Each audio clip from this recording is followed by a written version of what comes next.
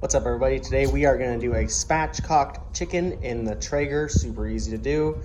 This isn't going to be a how-to video of how to spatchcock your chicken, but basically you're just going to go on the backbone right here and trim down both sides. You can either use a set of sharp kitchen scissors or use a knife. Just careful not to cut yourself. So next time you see this, I'll have this cut up.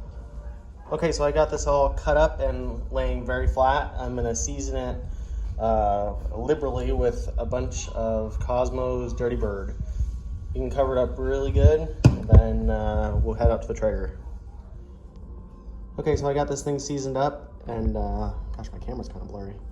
But the nice part is once you get this seasoned and you go get the Traeger going, it gives the time for the seasoning to kind of work itself into the meat. So I'll show you the difference it looks from now until the Traeger gets heated up. Okay, so I'm out here at the Traeger, got it all ready. I'm missing my E. I have to do that again. But got my foil down. I only used the foil one time, so it's still good to go. So all you gotta do, get it plugged in, come back here, make sure we're on, which we are. I'm filled up with the signature blend. I like it. It's kind of universal. You can use it for just about anything. So all you gotta do is come down here, push your button. And what's really nice about this one, I believe this is the Traeger Pro 575, I believe. And what I love about it is it has this Wi-Fi thing going on. So everything you see here can be on your phone. It's almost too easy. You can check on it sitting down. So I'm gonna go, I usually go 275, but I'm actually gonna go for a quicker cook this time to see how it turns out. I'm thinking it's only gonna take like an hour or so. So just go ahead and push it. And then, sometimes it's a little bit wonky about pushing the button. Oops. Of course it's set in at 380, which I didn't want. Menu. One sec while I get this figured out, I'm struggling. Okay, so I had to kind of reset it. If you push it and it locks onto a temperature, it'll stay stuck on that until you kind of like shut it down. So just hold the button and start over. So 375 is what I want. I'm picky about it. I want it to be, there we go. Then all you gotta do is push ignite. Usually I don't have to push it that many times. It's kind of interesting. And you can hear it kind of firing up. And then it even notifies me on my phone like, hey, this thing's heating up.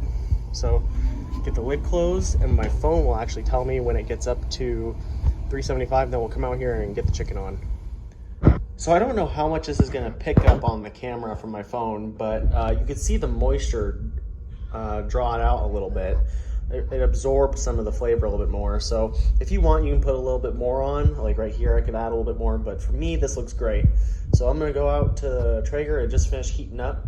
So we'll go out there and we'll get this on. All right, guys, I just want to reiterate one more time.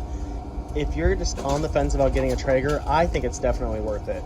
But something that I recommend is get the one that has the Wi-Fi enabled, and my dog is going crazy.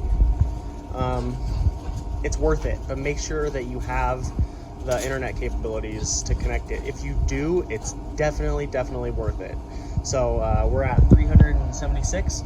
So gonna get it opened, and then I'm gonna take it off this tray and put it so the breast side is down, and then I'll get the probe hooked up. I only got one hand here, so I'm gonna try and set the phone down for a second, and then I'll show you what it looks like when I get it on. Okay, so I got my chicken in here face down and on the grate, so it gets the most amount of heat and it'll crisp up nice. I also got my probe in the middle with my probe set to 160.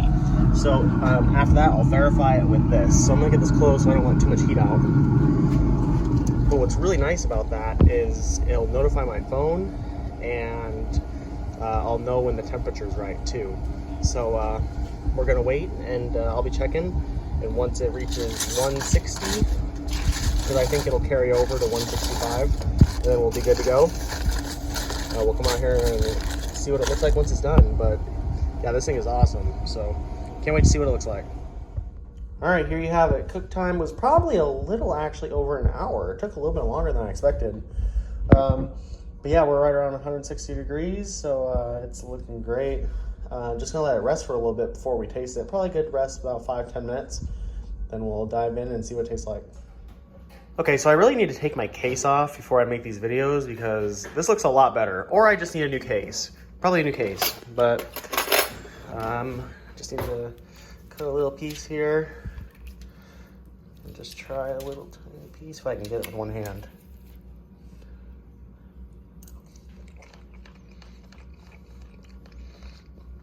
I think I almost prefer cooking it at a higher temperature than at the lower temperature. Like I said, I usually cook it at 275, and this actually tastes a lot better to me. Oh yeah, it's really good. Hope you guys liked the video. Turned out really good. Give it a shot and let me know how it turns out for you. Please subscribe and we'll see you guys in the next video.